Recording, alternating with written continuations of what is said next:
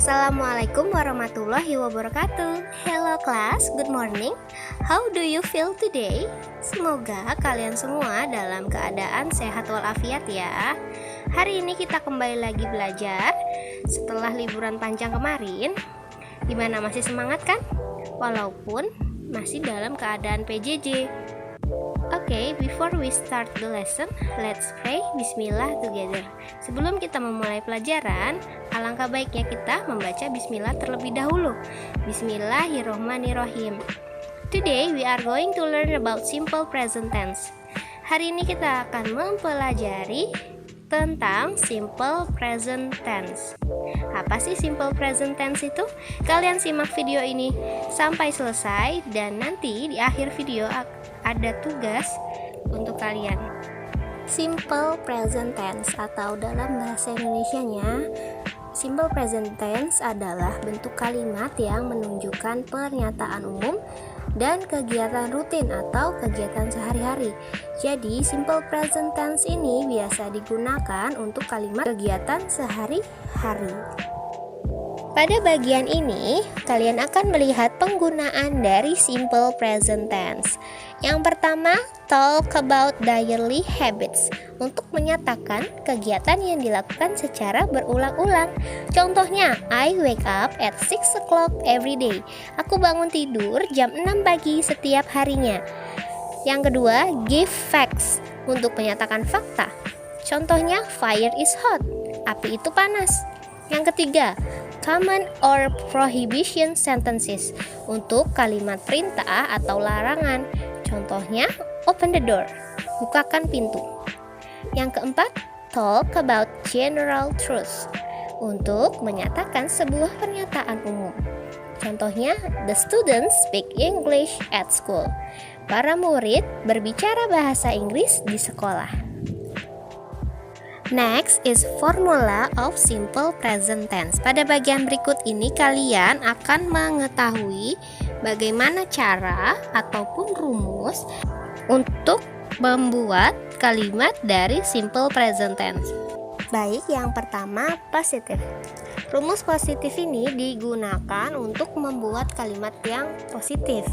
Rumusnya adalah subject plus verb 1 bisa ditambahkan s or es or ies pada akhiran kata kerja tersebut sesuai dengan ketentuannya, plus object plus complement. Jadi rumusnya itu dari subjek ditambah kata kerja bentuk pertama, lalu ditambah lagi dengan objek dan ditambah dengan keterangan. Ini bisa dipakai atau enggak, tidak masalah. Yang kedua adalah negatif. Negatif ini digunakan untuk kalimat yang berbentuk negatif.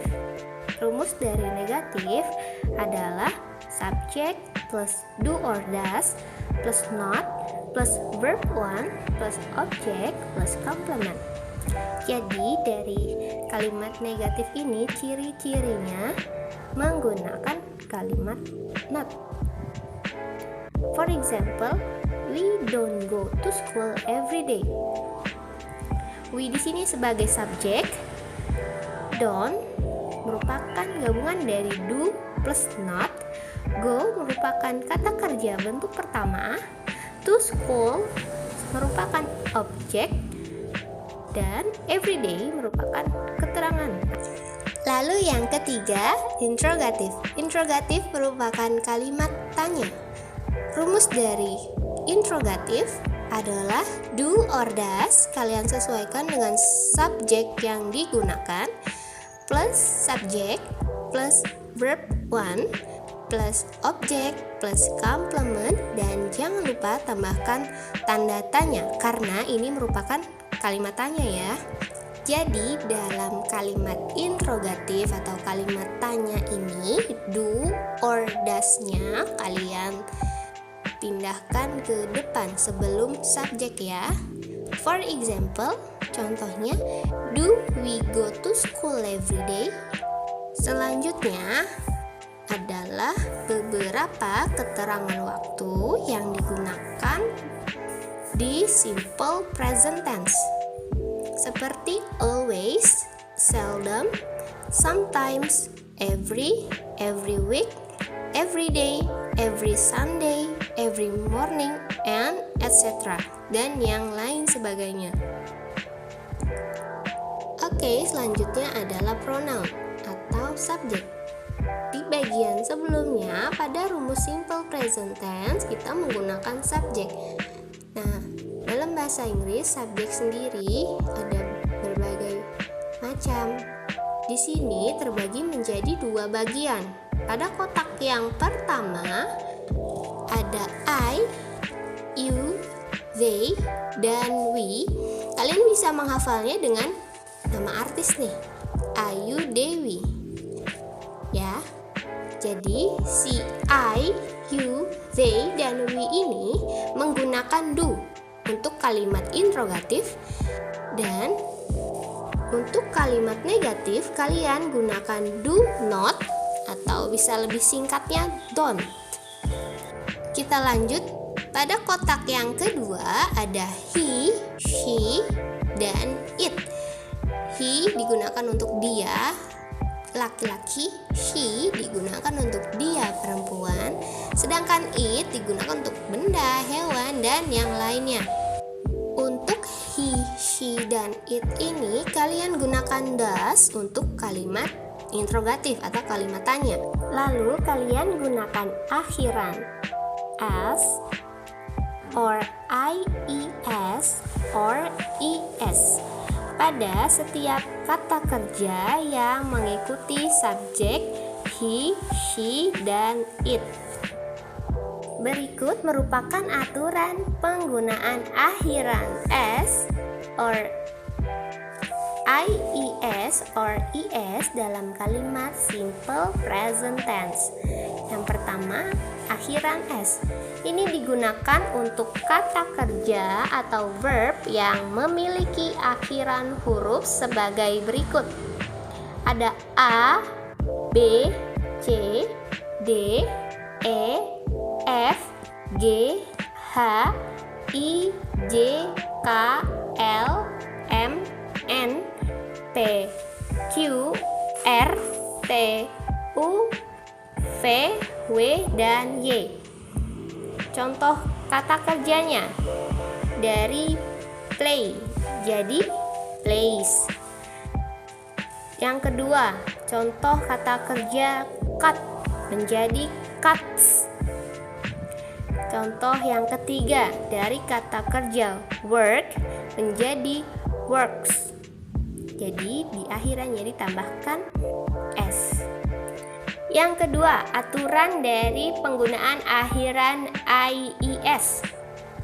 Ini digunakan untuk kata kerja atau verb yang memiliki akhiran huruf y dan sebelum huruf y terdapat huruf konsonan.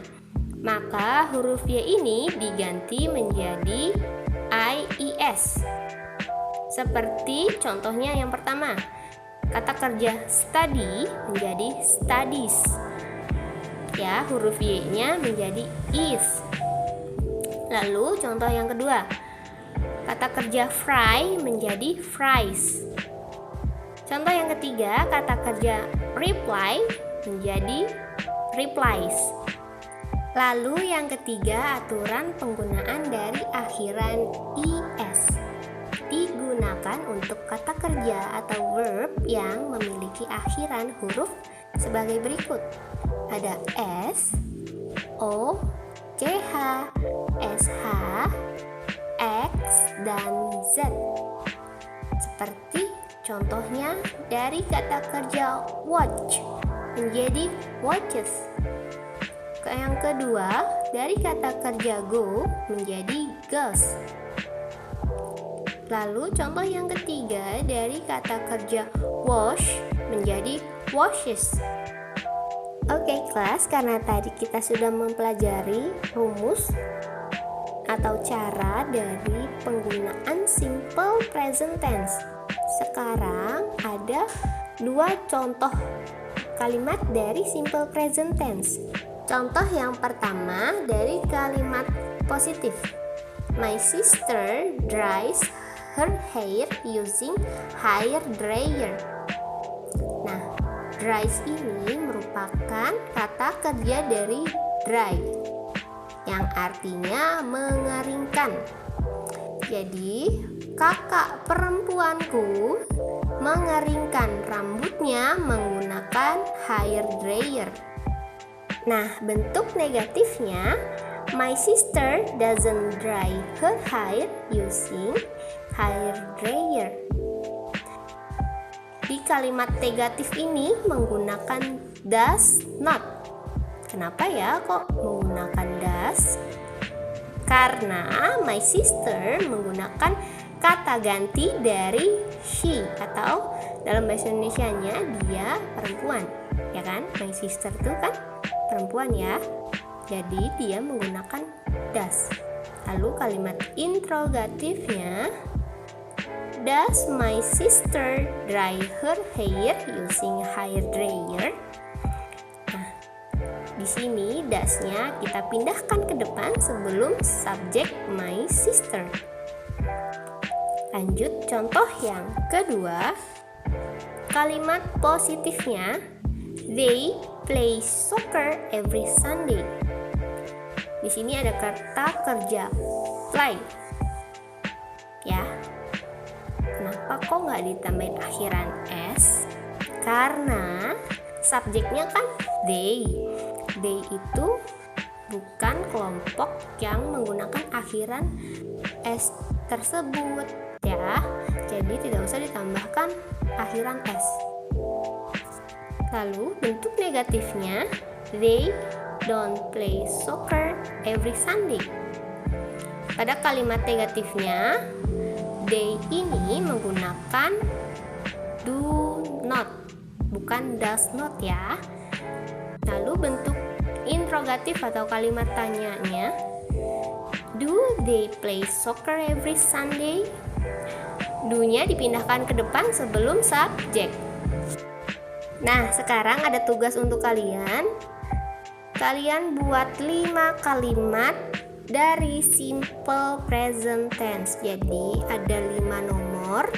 Setiap nomornya ada kalimat positif, negatif, dan interrogatif. Kalian tulis di buku tulis kalian. Jangan lupa berikan nama dan nomor absennya.